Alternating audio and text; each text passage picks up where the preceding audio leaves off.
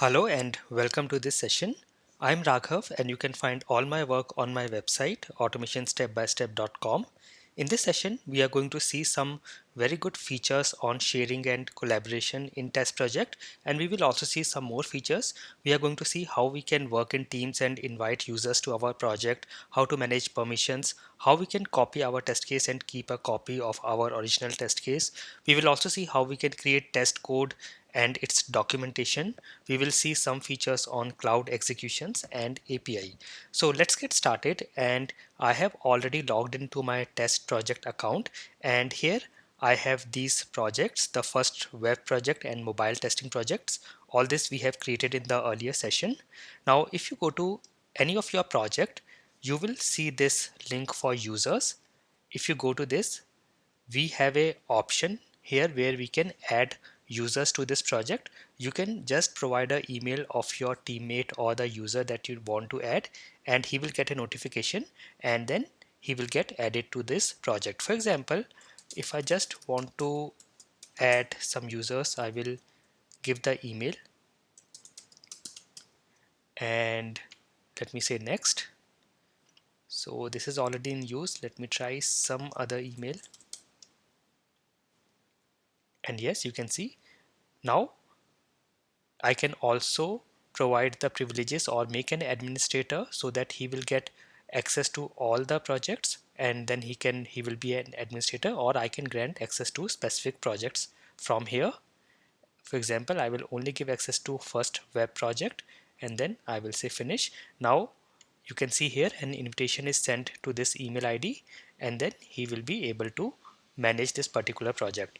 Also, if you go to these three dots here and you can see users option, it will again take you to this project access for this particular project, and you can now see there are two users, and you can click on manage.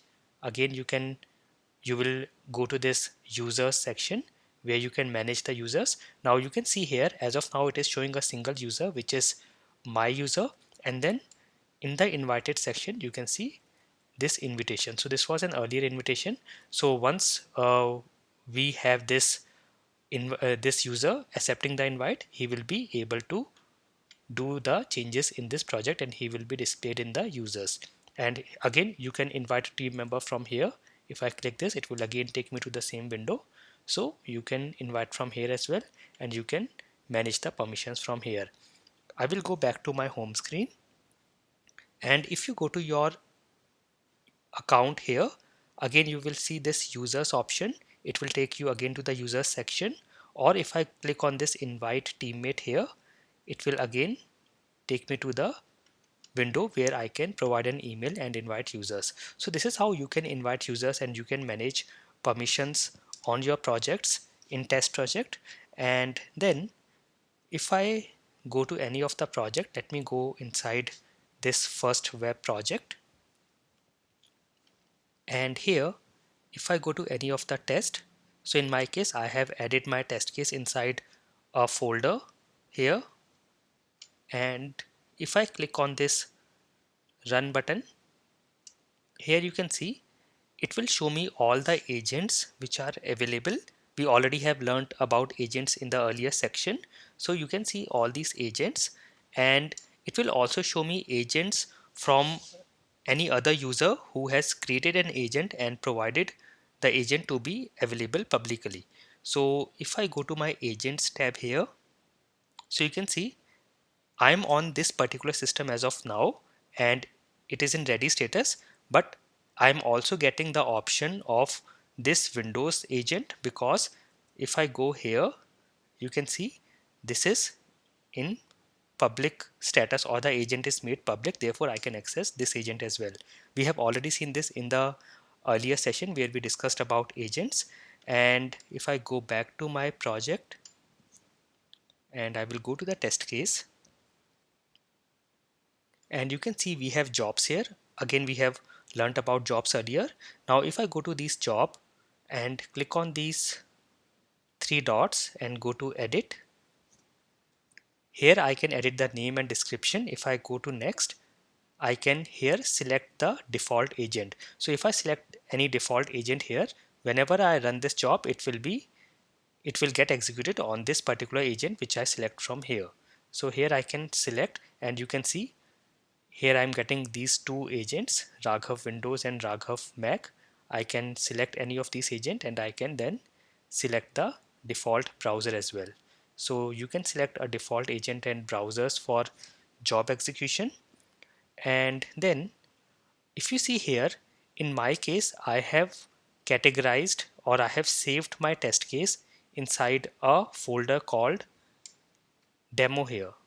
So if I check this test and jobs, and you can see this is demo test folder. So this is a good practice.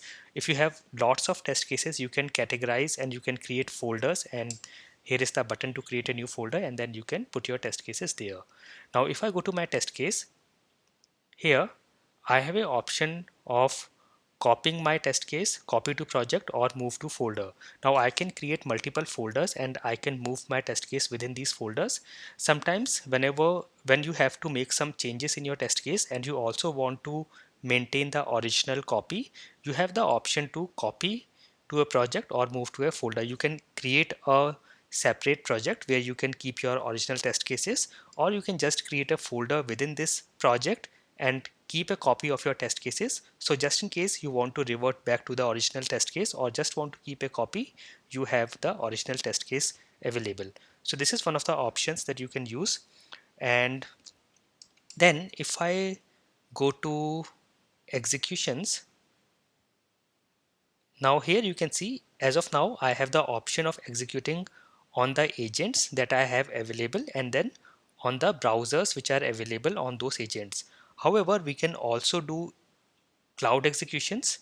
If you go to integrations, and if I go to cloud execution here, so this is under integration cloud execution, you can see we have options of running our test cases on source labs and browser stack.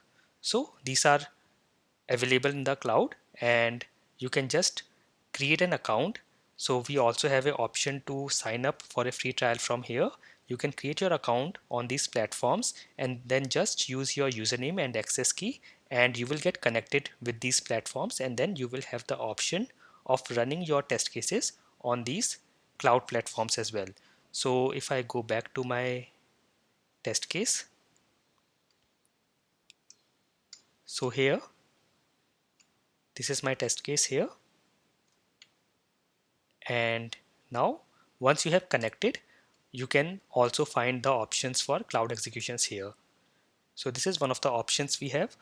And then if you click on these three dots in your test case, we have option to generate code.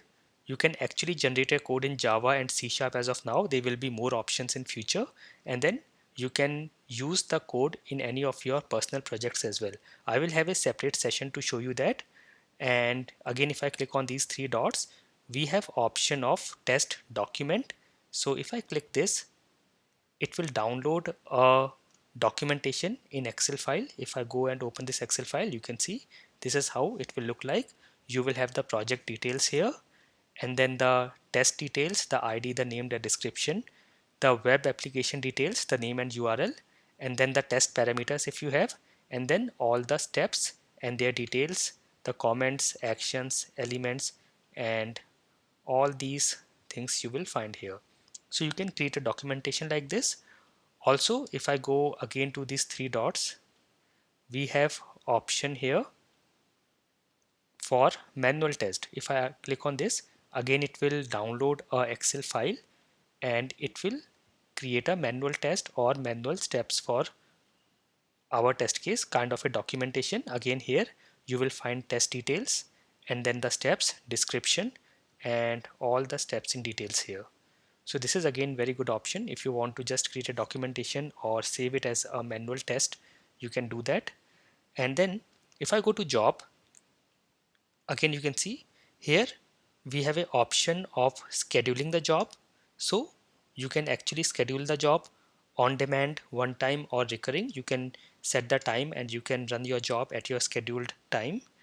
And we have already learned about notifications. So here is the icon for notifications. if I go here, we have option to send email notifications, and you can select on start, on finish, and all those.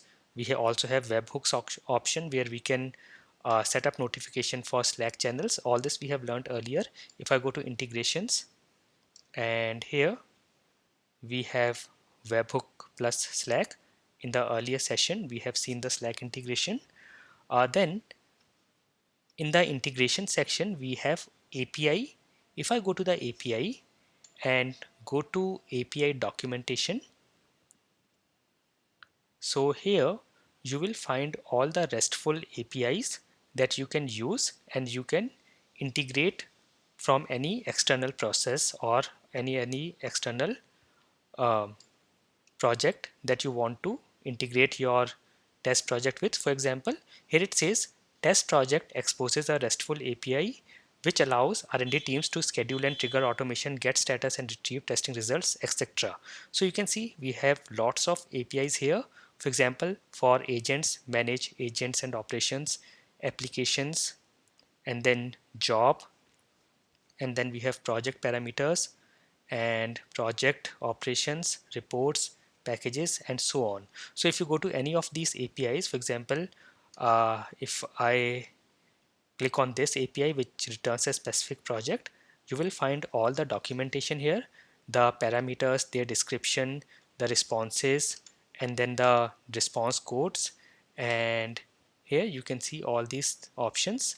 We also have an option of try it out. You can click here, and then here I have to provide the project ID.